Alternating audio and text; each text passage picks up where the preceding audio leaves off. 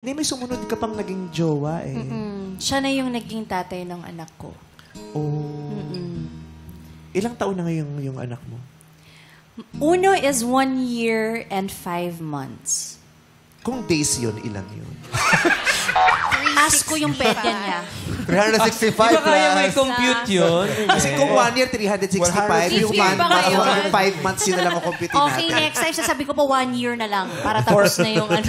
Oh, 410. Uno is 1. 1 year, Uno 5 is 1. months. Pero really, yung most heartbreaking yun, yung first relation. Kasi first di ba parang kahit mukha ka ng napapahiya ka na, pero igugo mo. Kasi first mo yun, parang meron kang tinatry na pinuprove, papamukha mo, lalo na sa pamilya mo, na hindi, kaya ko to, magsasucceed to, magtatagal kami, kasi worth it tong relationship na to. Pero talagang, sadyang ganun hindi lang talaga kayo para sa isa't isa. Yeah.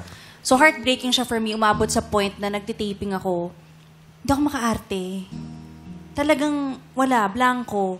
Walang pumapasok sa isip ko, hindi ko ma-memorize yung lines, kasi ito pala yung feeling ng heartbroken. Ito pala yung pakiramdam na nahihiwalay ka sa taong minahal mo. Ang hirap ng heartbroken.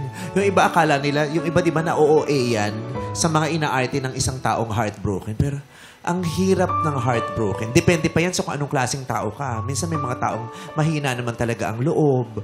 Di ba? Tapos walang masasandalan, walang pagkukwento. Nakakabaliw siya.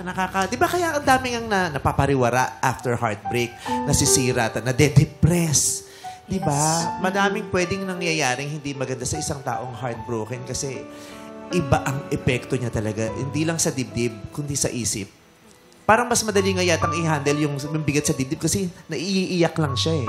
Pero ang hirap niya sa isip, di ba yung paulit-ulit, yung hindi ka nakakatulog, isip ka ng isip, tapos kung ano-anong naiisip mo, tapos binabalot ka ng takot,